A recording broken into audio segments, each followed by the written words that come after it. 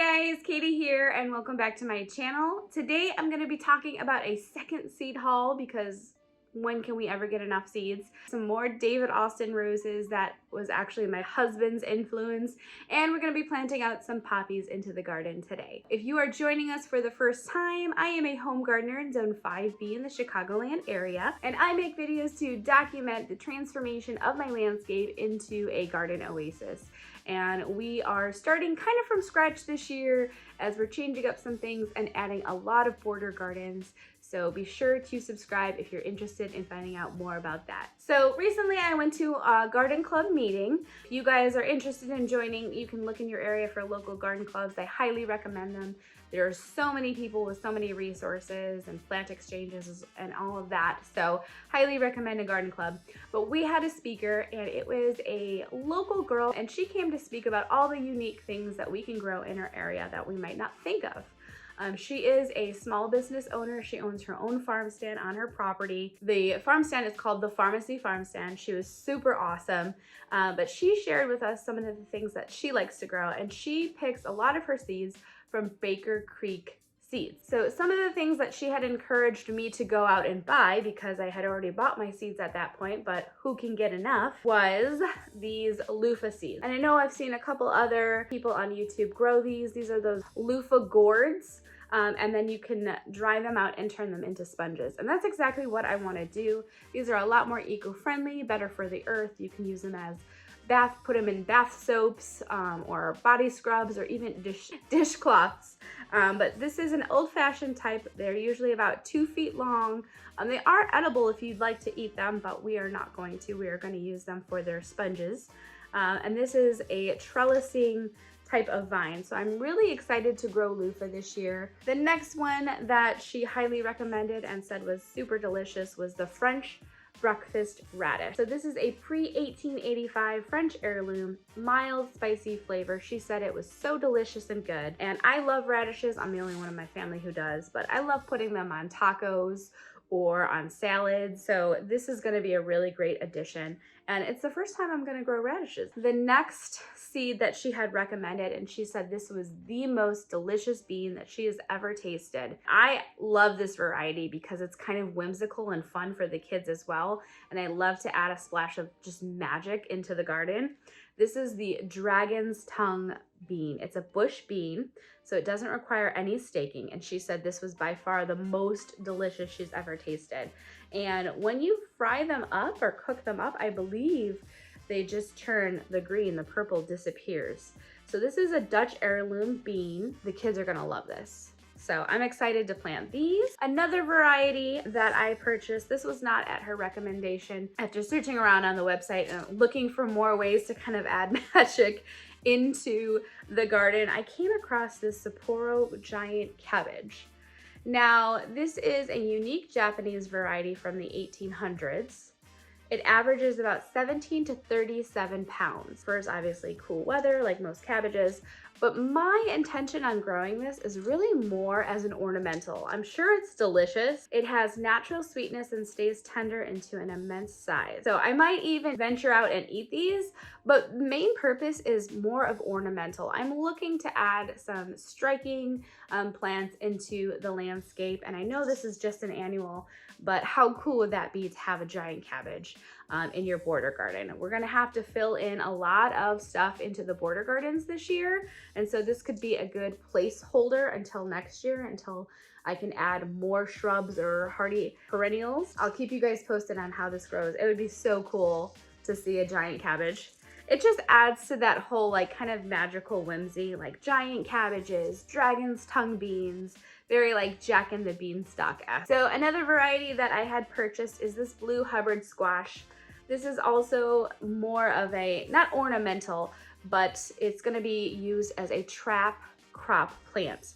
So every year I have a lot of challenges with the squash bugs and the vine borers. I've heard they absolutely love this squash. And if you plant this next to other squashes, it will leave them alone and it will just try and eat this one. Now you can eat this one. It's great for baking pies and it's good to use in soups and stuff. But this is gonna be a trap crop. so they stay away from my pumpkins and my other squashes. So recently my husband and I were watching another garden YouTuber, and they had a huge hedge of cosmos in their front yard, and my husband was like, that's so beautiful and that's so cool. And so of course I'm like, well, I didn't have any cosmos on the list, but I'm sure I can find a place for them. So this is the Apricota Cosmos. I might plug these into the border garden because it's still going to be pretty bare this year. So these might be a good plant to grow just as a cut flower. It would be really great to use that side border garden also to plant some cut flowers. So these are an annual. They have blooms in the colors of like pink lemonade. So I thought that was really pretty. And they're about 3.5 feet tall. And this variety is specifically praised for its unusual color and its sturdy stems. So that's really good for cut flowers. No, I wanted to plant poppies this year and I didn't get around to buying any seeds.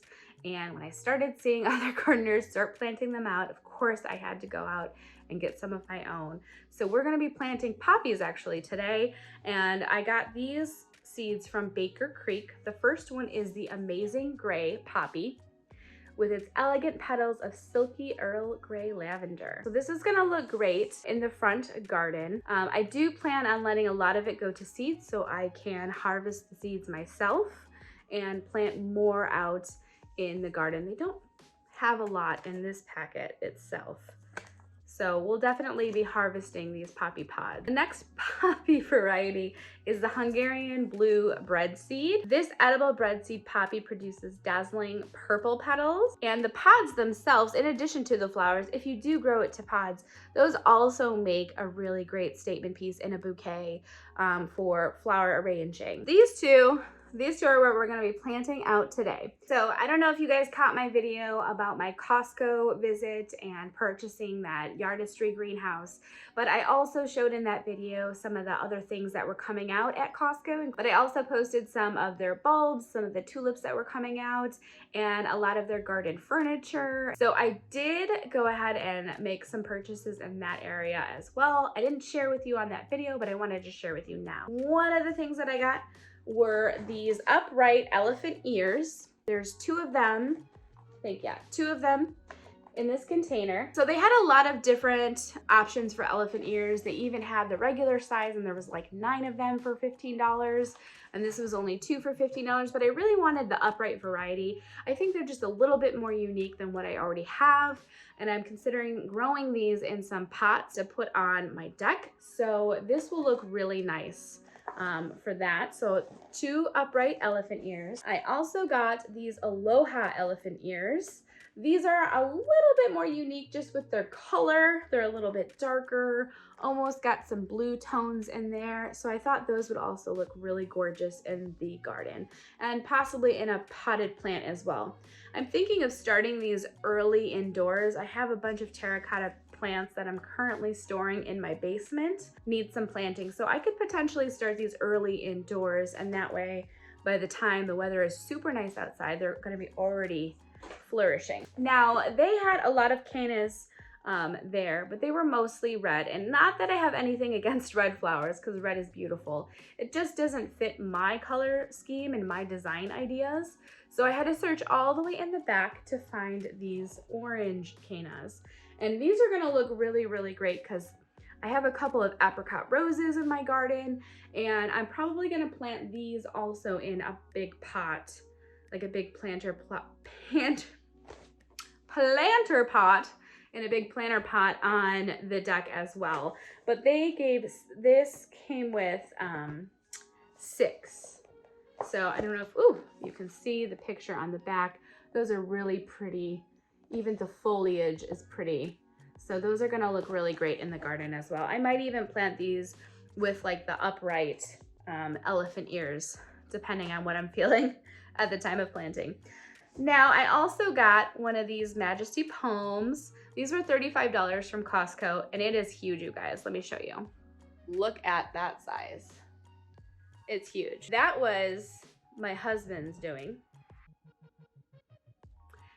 We had seen them, and we actually went back to get it because we didn't get it on the first go around because it wasn't going to fit into the car. But we had to go back because my husband was super excited for this palm. So that's kind of funny. Another thing that was of the influence of my husband was we decided to purchase 2 more David Austin roses. And I did not include this in that previous video where I was talking about pre-ordering plants online. I can link it down below if you're interested in learning about the plants that we had pre-ordered online. But we did go ahead and order 2 more roses.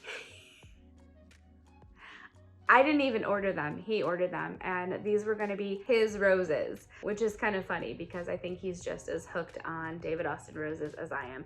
And that this would make it a total of, I think, 5 rose bushes, 4 different varieties. Not even rose bushes, there's a climber in there too. But it's just kind of funny because he is beginning to have the same passion for gardening as I am. So the first rose bush that we ordered was the English Rose Queen of Sweden. Now I have a perfect spot for this. This is actually going to go in my front yard. Most of the stuff that I've been purchasing and doing is for my back landscape, but this is going to go front and center in the front yard. I have a hydrangea in there right now that isn't doing so well. It was on its 2nd transplant. When I first planted it kind of by the house, it did really well. It got really beautiful and big.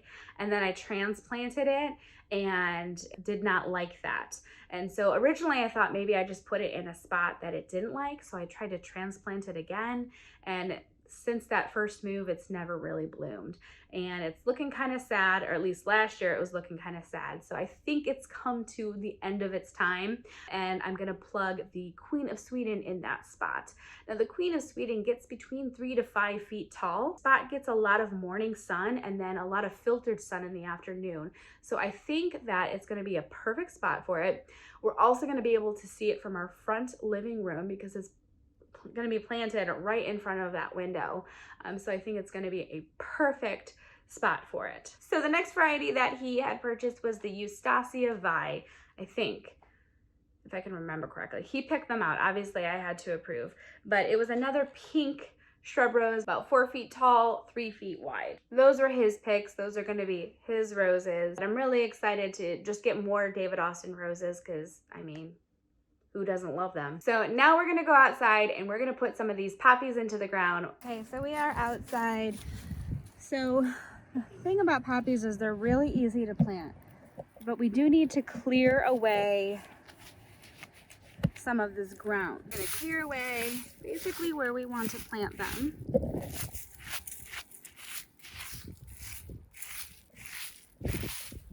Clear over here too. I have some tulips popping up. I covered my tulip. I have some daffodils popping up here. Covered my tulip to save it from the bunnies. But I'm gonna basically sprinkle in some of these poppy seeds. It's a surface, so you wanna make sure your area is workable. Now this right over here is a strawberry vanilla, or a vanilla strawberry hydrangea. This over here is my hydrangea that I'm going to be taking out to put in the Queen of Sweden. First we're going to start with the gray, amazing gray poppy. See, they are like super duper small. And I'm just going to sprinkle them all in here.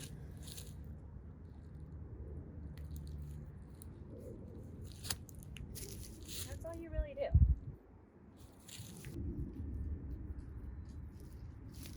And then I'm gonna get the Hungarian bread seed variety out. This variety is a lot bigger. And they kind of got these silvery bluish tones to them. We're gonna mix them in.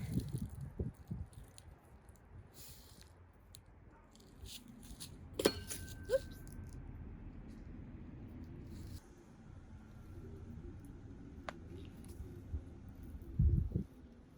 Voila! Hey guys, thanks so much for watching today, and if you like this video, make sure that you click that like button and consider subscribing to my channel. I would absolutely appreciate it. We hope to catch you in the next one.